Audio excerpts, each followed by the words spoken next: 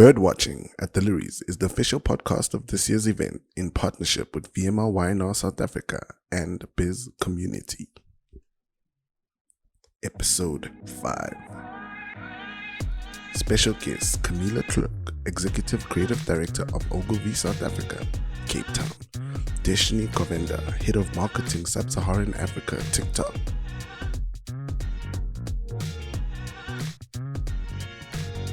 Fumani Khumalo, Senior Art Director at VML YNR South Africa.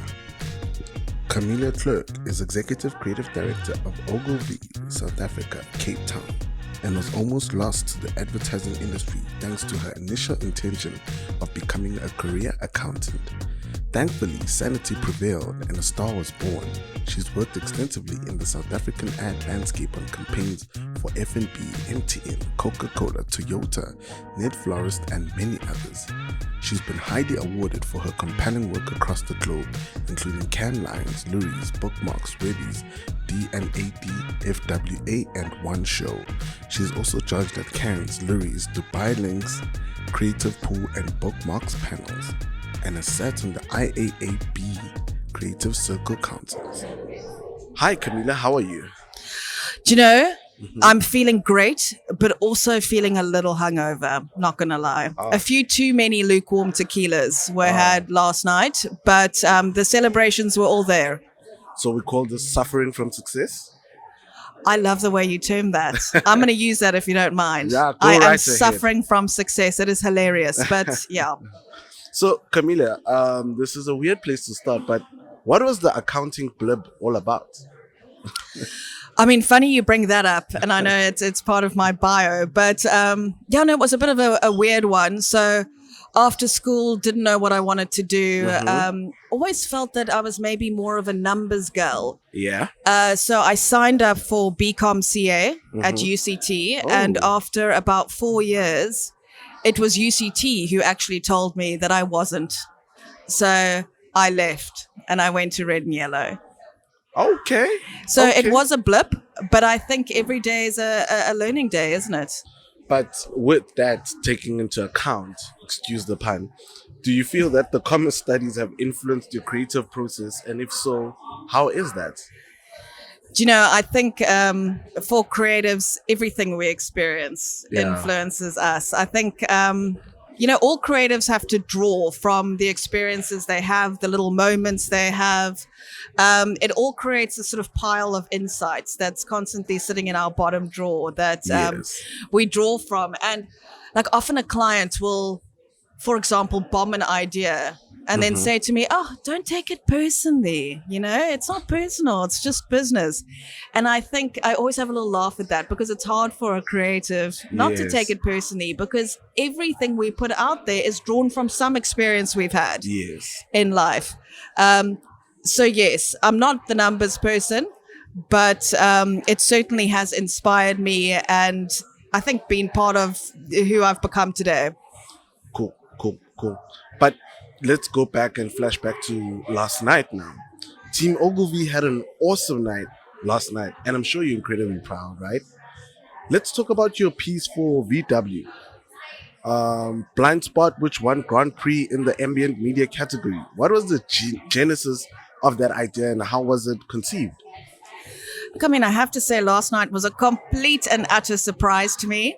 Hence the reason it went on or was followed by a few too many tequilas because I really didn't see it coming. So I'm absolutely humbled by the fact that we managed that kind of success. I think everyone who's worked on those projects love what they do and has put a huge amount of time, energy and effort in. So I couldn't be prouder. But it absolutely wasn't expected. But I think what works for the idea, and it almost sounds sort of overly basic to say, but it goes right back to simple marketing, to the brilliant basics. It's firstly a really clear, simple thought, which was executed in a provocative and engaging and intriguing way. And then it was well crafted. So I think it just absolutely was what it was. It wasn't trying so hard to be and do everything. It had one purpose. It had one goal. And that was to tell people about a key safety feature of VW. And through that, generate leads. And it did that. So it wasn't trying to solve world peace. It was just trying to speak about a safety feature. And just to speak a bit about how the idea was conceived. So this was I'm going to go like maybe a year or 2 years ago. But I remember seeing a prototype. It was 3D printed, a little mini version of this on Alex Goldberg, a creative director of Ogilvy's desk. Yeah. And it was a very intriguing thing to see. But Ogilvy, look, we never do work for awards. We just don't believe in that. We do work to create real impact for our clients. And this year, VW focused a huge amount of its energy on safety. So it felt like the right time to produce an idea like this. So this tiny little 3D printed prototype became what it is today, which in short is inspired by a simple insight, which many road accidents happen on our streets, many due to our blind spots. Yes. We looked into a bit more, and according to statistics, it's mostly cyclists and delivery scooters. Yeah. So with that in mind, we created these giant sort of life-size sculptures, if you will, of these things that are usually stuck in our blind spot. And VW has this technology called blind spot assist that sees the things you don't. Yeah.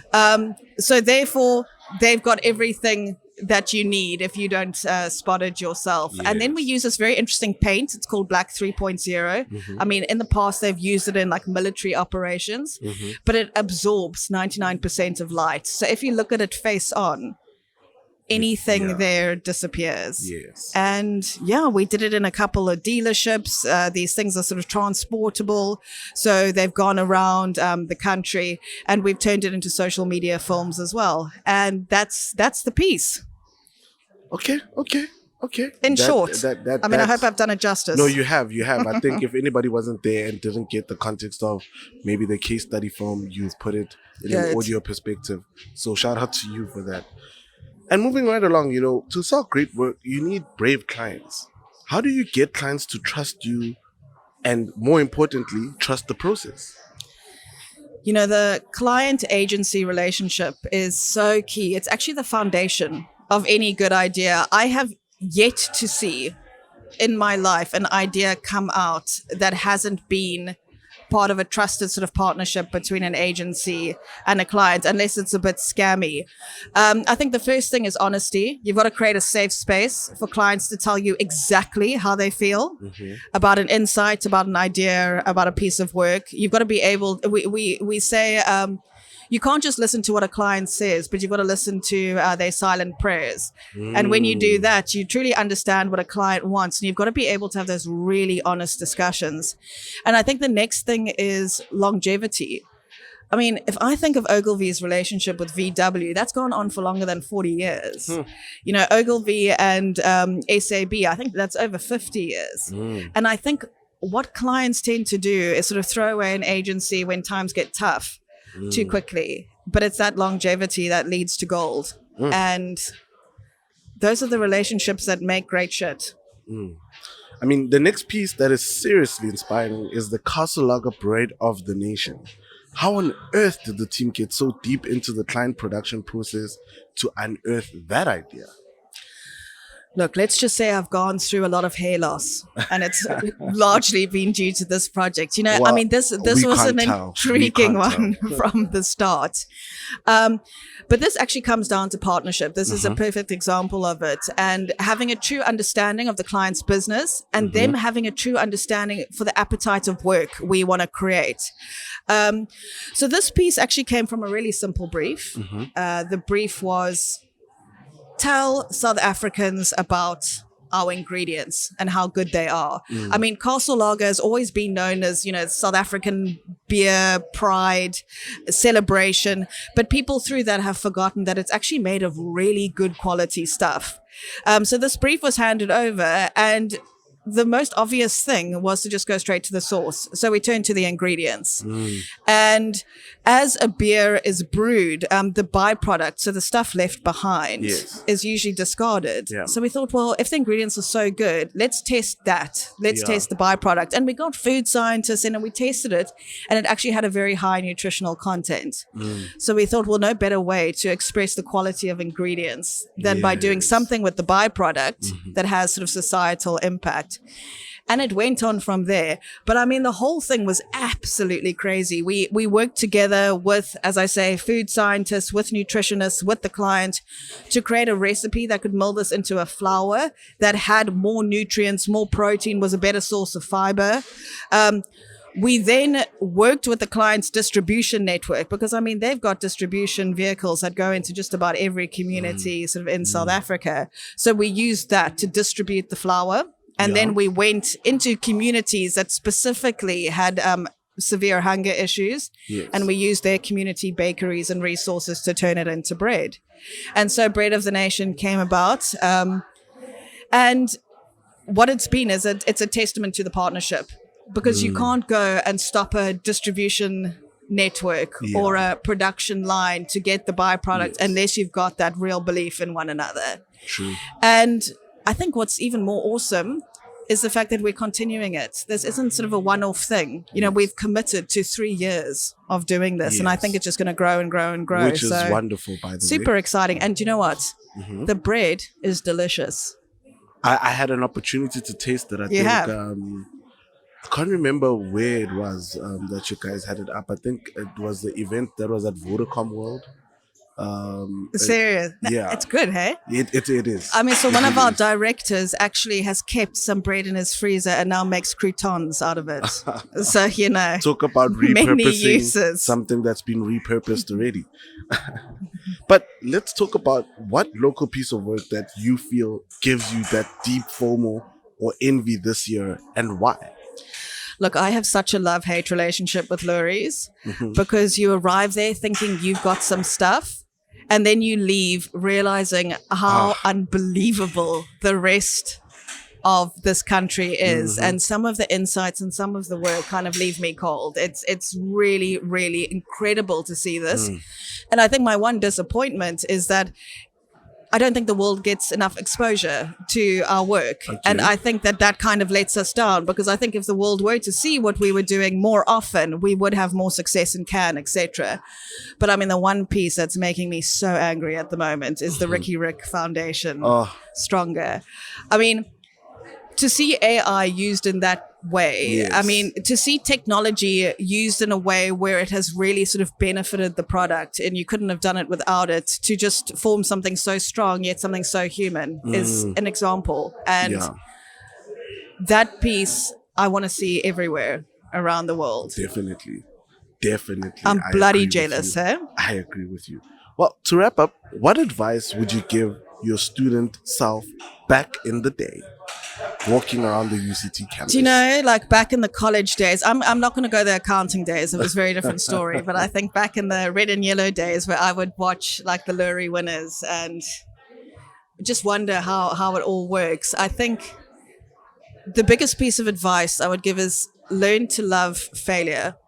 I mean, I know it sounds a little ridiculous, but it's the poetic, failure that really makes you better. And more often than not, let's be fair, you are sitting in the audience watching other people win. And every now and then you have your year, and that's great. But more often than not, it's not your year. Yeah. But that's where you learn so that you have your year. And I do think we put so much pressure on ourselves to win at all costs all the time. But it's when we're not winning that we're learning. And don't fear failure. Lean in. And I wish I knew that when I was younger, because I used to doubt myself, would judge myself. I'd wonder how everyone else is managing it. But when you realize everyone has their years of sitting in the audience wondering how, that's how they're doing it the following year. So love failure. That is powerful. That is so powerful. I mean, we don't call it losing, we call it learning. And thank you, Camilla, for your time. Well, thanks for having me. Thank you. Congratulations on your wins last night. Hopefully you get to scoop up some more today. Do you know, you never know. But I just hope to see some really good work today. Yes. That's enough for me. And a few It's more enough for all tequilas. of I us. mean, let's not be silly. It's the one time of the year. Let's let you get back to your tequilas, and we'll see you later. Awesome. Thanks, man. Okay, bye. Deshnie Govender, TikTok head marketing sub-Saharan Africa. Desh is a pan-African professional brand, digital and culture marketer with over a decade of experience across corporate, agency and consulting. She has worked across 33 markets in Africa leading brand strategy, digital, influence and commercial strategies. She currently leads marketing for TikTok Sub-Saharan Africa and has launched a platform for her community on www.dash.com, helping others lean into digital to build their personal brand and connect with culture. Hi, Desh, how are you? I'm good. A tired, long day, but feeling energized. No, I'm glad to have you here. I just want to thank you, first and foremost, for honoring the time and giving us your time to be here. But without wasting any more of your time, let's get straight into it. Which category did you judge and what are the trends you noticed? Yeah, so I would say I'm fortunate enough to have judged the digital category. And, the thing is, before I get into the trends, I think context is important, right? Okay. We live in beautiful Africa. And when we look at Africa as well as the MENA region, I mean, you know this, we're over 1 billion people. Yes. Within that, you've got 700 million plus that are mobile first, if not mobile only. Yes. And I think now when you put it in the context of digital, it's so important because essentially the campaigns that we're seeing that they're built for mobile. I would say the top 3 trends, the one I love the most, believe it or not, is called Joy Economy. Now, I don't know if you heard Kevin Hart actually unpacked this at the Cannes, right? And essentially Joy Economy is saying, we've been through too much. I mean, come on, hearts are heavy, we're tired, and we just want some relief. And it's nice to see that we are unpacking heavier issues through the blanket of comedy, not Yes. taking away from the seriousness, Yes. but we're seeing comedians come through as creators and say, hey, listen, I'm going to bring some attention to these issues. The second thing that I would say is definitely AI. But here's the thing. AI is like that friend that came through your front door. Yes. We invited it to sit down for a cup of tea. Now we're like, okay, what's going on now? Is it leaving? Is it staying? So for me, AI within the sense of creativity, right? Where is it going? Responsibility. And I think this is what I'm forcing brands as well as creators and agencies to look at. How are you moving the needle with AI? Yes. And then I think the last thing, which is my personal passion, we're looking at the art of influence. So not influencers. We're seeing celebrities drive influence. We're seeing B2B influencers drive influence and creators. But now it's like, in terms of niche, gaming, education, finance, these are the pockets that are rising. It's no longer economies of scale, it's more depth. How are we driving meaning and difference through that? No, true. I totally agree with that, and I think it's actually quite trendy. AI, like you said, we hope it's here to stay. But moving right along, when it comes to the influencer category, what were the trends and advice you have for other brands looking to enter the digital category and show up? Yeah, I think that's a powerful question, right? Because when you say that, you almost want to speak just to creators. But I provide my advice in 3 ways. Firstly, we traditionally start at the top brands. I send out a plea. I am begging brands. I understand that you can't shift your annual brand strategy 100%. There's a job to be done. It's a business challenge. Yeah. But I feel brands also need to put in more proactive briefs. A lot of the stuff we're seeing have not been part of the annual brand strategy, right? And then I look at agencies. Are you pushing your brand teams, your brand managers? Are you inspiring them and giving them insights so that it prompts that brief? And then lastly, we saw it in some masterclasses yesterday. Creators, don't wait for a brief to fall in your lap, right? Go out, proactively reach out to agencies and brands and tag them and say, listen, this is where the attention is. And so the commonality between these 3 is the fact that it's a push and a pull. You cannot wait for things to come to you. You need to go out and you need to create these opportunities. And I think that for me is the trend, We're no longer saying, okay, creator marketing is here. We need to do something. Now we need to say, let's put it into action. True. And I mean, speaking about the Luries and the masterclasses that we've had, I just want to know from you, how has the Luries experience been overall and the value it brings to a marketer? I mean, starting at the top, right? I think if you're coming in, whether you're in part of the industry or not, because I love that there's access for everyone. If you just come to the masterclasses, I just came from one now where Shannon Washington, our jury president for digital and digital craft, spoke, and she talks about being a woman of color, and there is no rule book. So you have to break the rules and make your own rules, right? So I think if you want to be inspired in your career, this is the place to come. If you want to be inspired by the work, this is the place to come through. And I think the last thing for me, and we can touch on it later, is the invitation to judge. Pritesh said this in his opening speech. It's something that you covet. It's a responsibility. It's a privilege. And again, I quote Shannon Washington a few years ago at Ad Color. She talked about the power of being the first is that you open for the second, the third, and the fourth. And for me, I mean, let's digest that, right? Yes. I mean, I'm probably the 54th, right? But I know that someone's looking at me and saying, you know what, I am next. And that is why I say to a lot of people, if you are a judge or you're going to be invited to judge, it's not even just about the work. It's about what your stance communicates to people that want to be in your shoes. So overall, creative excellence, the Luries, I'm a big fan of it. I think that we are up there globally with the best of the work. And I encourage everyone, especially creators, come through next year, be a part of this. Thank you. I hope the creators are listening. But working with agency partners, what would you say is key as your brand and agencies plan for 2024? Yeah, everyone's in brand planning now. It's a bit of a stressful time. As I mentioned before, it's not new news, right? Brands have business challenges. And I think I need to be open and honest by saying this. It's easy to say you want to do cool, maybe award-winning stuff. Yes. But sometimes what is going to keep the business afloat? You need to address that. So I would say it starts with the brand teams. When you're business planning now, be it budget, be it time, you need to carve out your ad hoc strategy. I've always done that. I come from an FMCG background. You keep the main thing, and then you keep a pocket for the fun and the innovation and the experimental.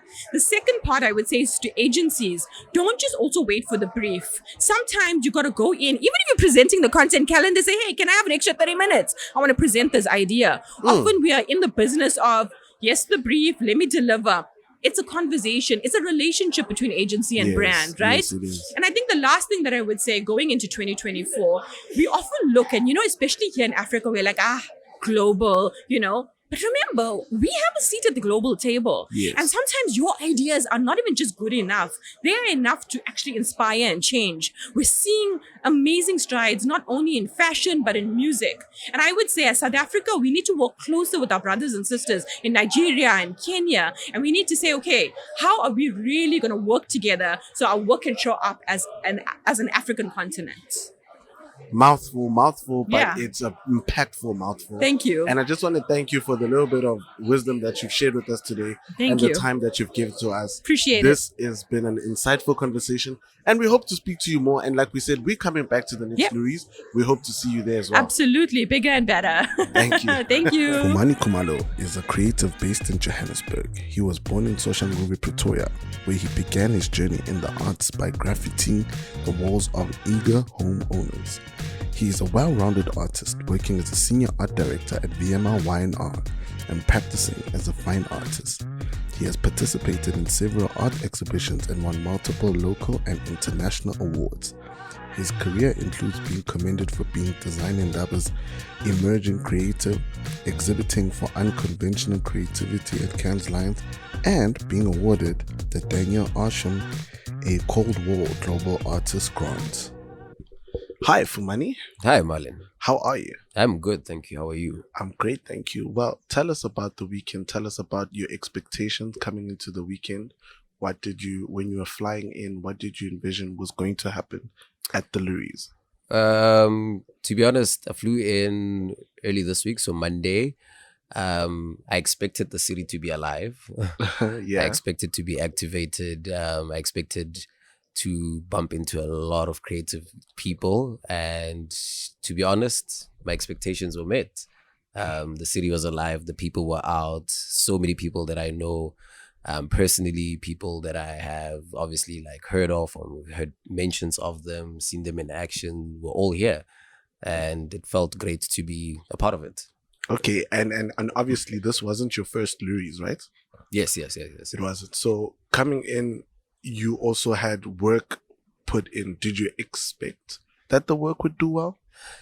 Like, I don't know, because like it's you can look at your own piece of work and be really proud of it and be confident about it, but you also don't know what other people have out there. Yeah, that's true. And sometimes it's your year, sometimes it's not. Sometimes you have something really amazing. Sometimes people have something better. Maybe sometimes you have something better. Yeah, But yeah, I think it had a good shot. And regardless of what I thought, clearly other people thought way more than I did. Maybe it's because I'm too close to the work at this point, But yeah, I think my work and other people's work was all amazing, and I think everyone was deserving of it. All right, then. So, Fumani, for those that don't understand what the actual idea is and how you guys put it together, could you maybe break it down for us?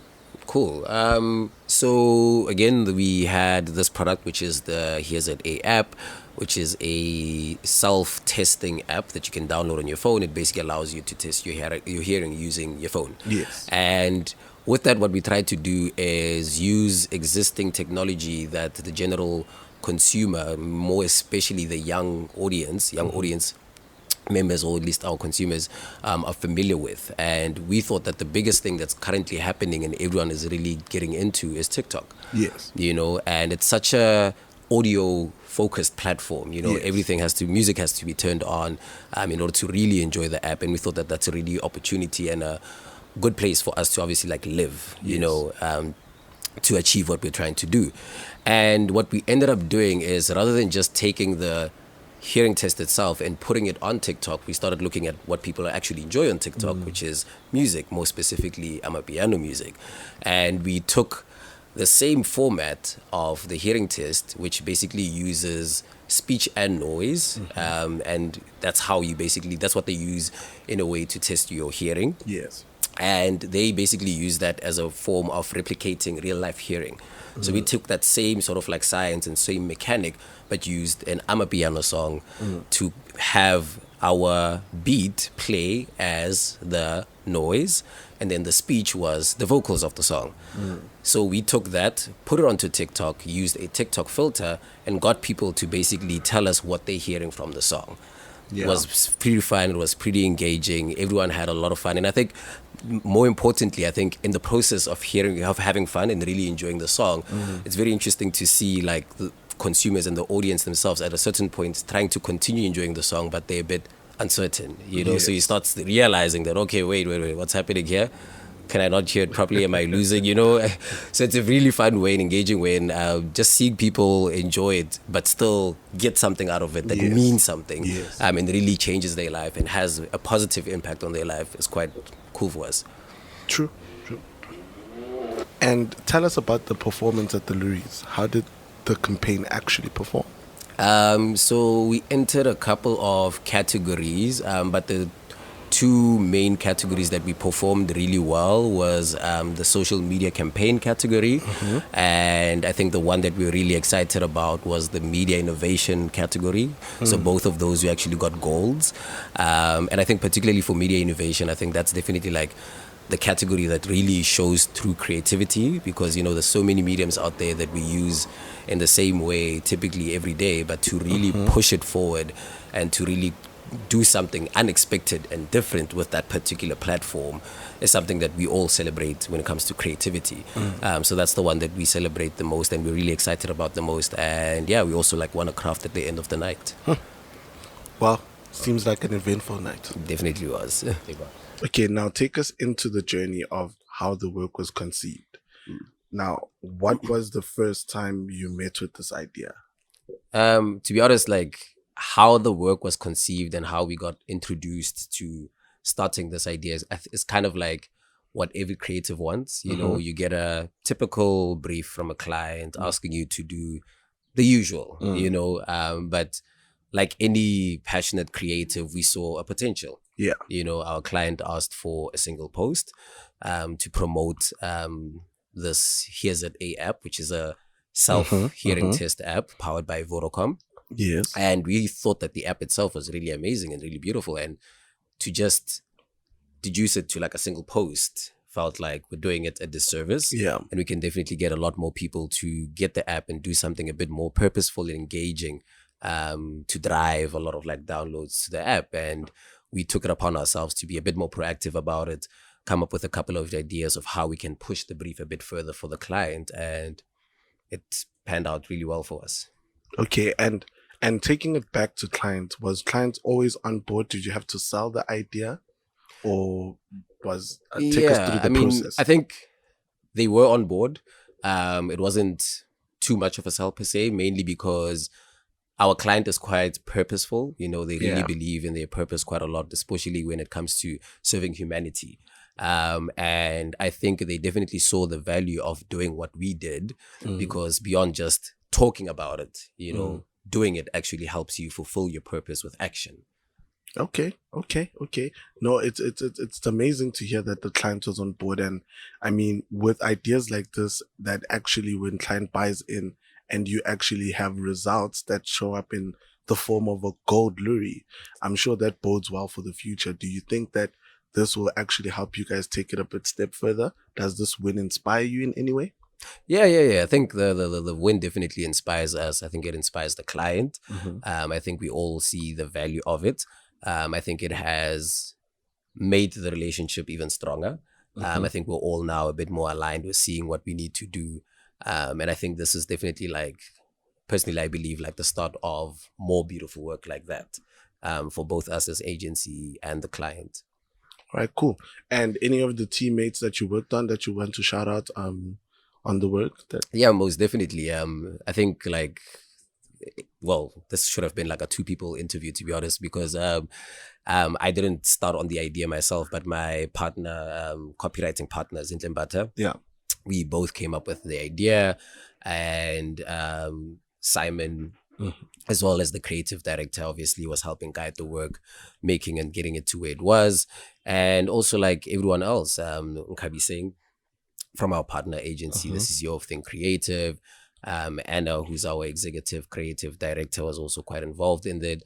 And also all the musicians that we worked with in the process of this. We worked with, obviously, Lady Do, who was a key part of making the song, DJ Stress and Kanu, who were involved in producing and making sure that we're getting, achieving what we want to do using sound, and Slicker on Life as our partners and all. And yeah, everyone else that is involved. It's always like a lot of people, obviously, in the process of getting there. But yeah. That's just to name a few. Exactly. All right, cool. So now going forward from here, what does the future hold for you, and what does this mean for you? Again, I think definitely doing a lot more work like this, and doing more purposeful work for our clients. You know, like at VML, why not? Obviously, we believe in work that lives in people's lives, and I think this was the epitome of that. Like, this is a perfect example of that. And I think that partnering with the purpose that our client tries to achieve within their marketing and advertising, I think is definitely like a great marry for the kind of work that we want to produce. And I think definitely making more and more that kind of work that lives in people's lives really gets people to engage, attracts people actually follow the work rather than you trying to always, you know, like shove down a piece of work towards people, but allow the people to come to you because you've created something that they want. And I think we're definitely going to continue on that, and we hope in this process that we get to do way more and more of that kind of work so that we can show up really strong yet again at the Luris. Perfect. We thank you for your time. Thank you for this. And we would just want to say congratulations on the win. And we hope that it inspires even more wins. Thank you so much. Thank you for having me. And I really appreciate it. Pleasure. Gaby is the Executive Creative Director of Switch. His extensive experience in all aspects of brand identity and communication design has seen him work at the forefront of projects for the Coca-Cola Company, SAB Miller, Four Seasons Hotel and Resorts, FIFA, Famous Brands, and MTN. Gaby's portfolio of designs includes the 2010 FIFA World Cup Identity and Branding Program, the 2009 FIFA Confederations Cup Identity and Branding Program, Coca-Cola's 2004 Olympic Design Campaign, and the Springbok Rugby Identity, among others. Gaby has received numerous local and international awards for his work in packaging and branding. and has served as a jury member on various design panels such as Cannes Lions and the Lurie Awards. Hi Gaby, how are you? Yeah, good. How are you doing? I'm great, thank you. First and foremost, we want to thank you for taking the time to be here and honor our invite. We do not take this lightly. So without wasting any more time, let's just get straight into it. So first question I have for you. People get very emotionally invested in the look and feel of brands. What makes a brand identity so personal? Well, it depends. Whether you go in lightly or you don't go in lightly, maybe a little bit deeper. But, one buys into a brand's values, beliefs, and ideals, and you inculcate it into your life. Yeah. Your own life. Yeah. You basically live the brand, So, for example, Harley Davidson is a good example of this. Yeah. Harley enthusiasts associate themselves with the power and authority, which mimics the power and authority that riding gives you, Yeah. So ultimately, freedom and power to control your own life, your own destiny as well. When you look at surfers, for example, that's very aspirational, and the image of water, sun, and fun draws you in, and before you know it, you're living the lifestyle. You're buying products like Quicksilver, DC, Reef, and Vans.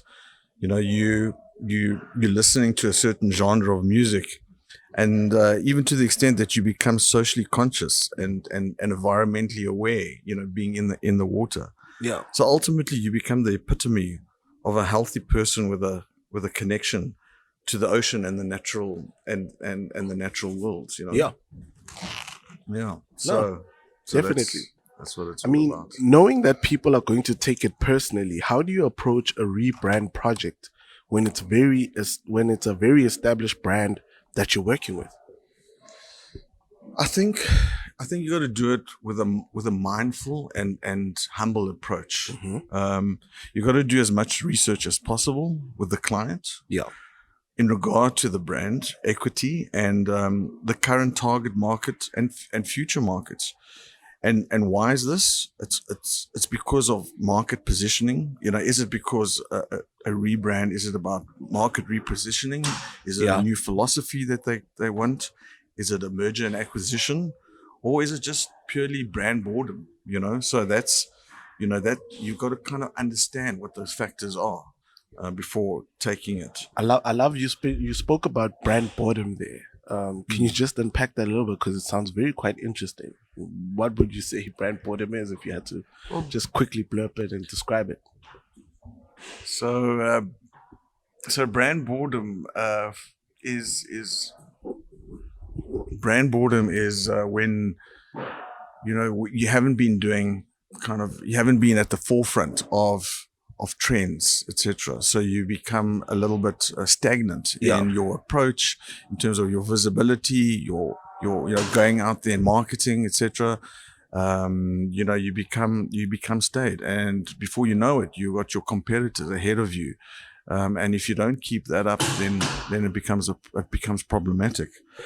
True. So you got to keep your going back to the question, you got to keep the consumer in mind, and ensure that the rebrand is in line with the strategics and business objectives.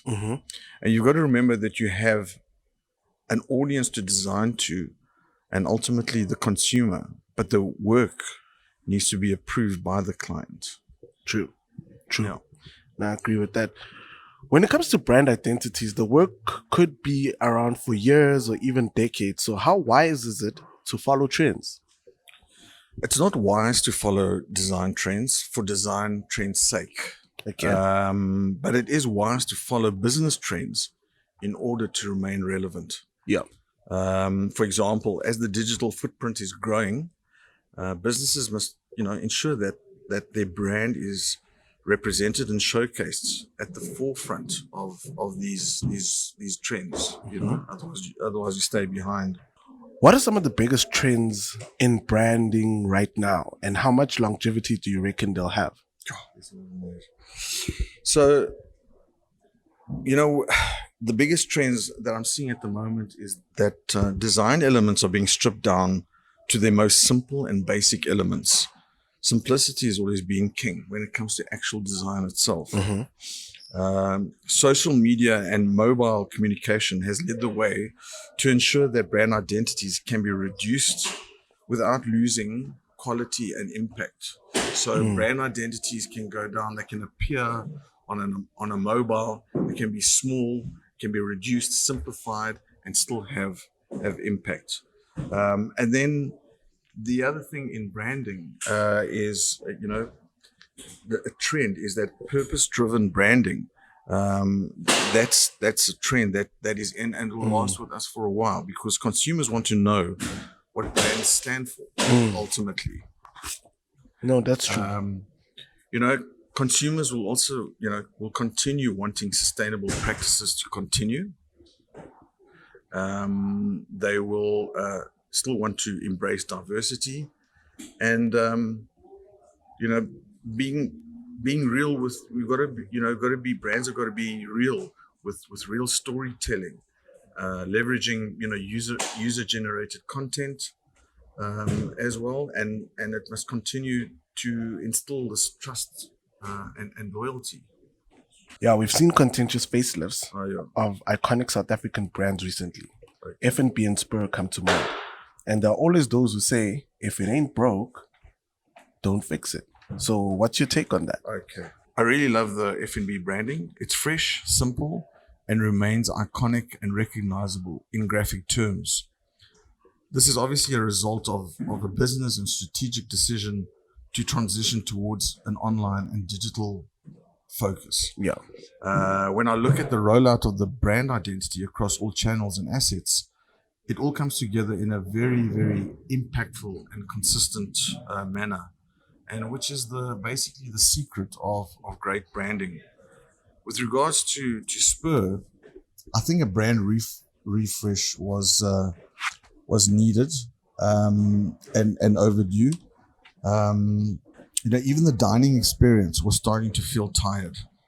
A modern refresh of the identity and the interiors is a winning formula to influence the experience. And, I think with or without the right internal program, one forgets how self-motivated the staff will be, which in turn will enhance the customer experience, the customer journey. Logo-wise, I like the stylization of the Native American chief. That links back to the stained glass lamps. However, I'm not as enthusiastic about the logo type, I must admit. But I've seen how they've incorporated it onto the flagship store, and it'll be interesting to see how the signage is actually applied onto the smaller stores as well. So I think let's see how that rolls out. But I do like the big boldness of the American chief. Yeah. Okay, so you don't think that they should have dropped the Native American imagery entirely? Listen, I think it's a 30-year-old brand with lots of brand equity, loved by millions of South African families. And I don't think it should be dropped. For me, it's more about honoring and celebrating the American Indians, American Indian culture. So celebrate it, So, the color, the boldness, and the size of the logo, further emphasizes the pride of the Native American culture and the brand. I mean, imagine if the Spur steak ranches, were called a cowboy steak ranches. Imagine that. I mean, if you think about it, it would, white males, the perception of white males. They lose so much brand equity. Yeah, exactly. So that's basically what I think. No, I definitely see that viewpoint. And in that sense, it makes so much sense. Yeah. So once again, thank you for having this conversation with us. It's been very insightful, and it's been a great way to view in-depth insights on branding. And we also want to thank you for your time, Gaby. It's a pleasure. Thank you very much for the opportunity. Thank you very much. Pleasure. Bye. That was another sensational episode of Birdwatching at the Luries in partnership with VML YNR South Africa and Bizcommunity. See you on the next one.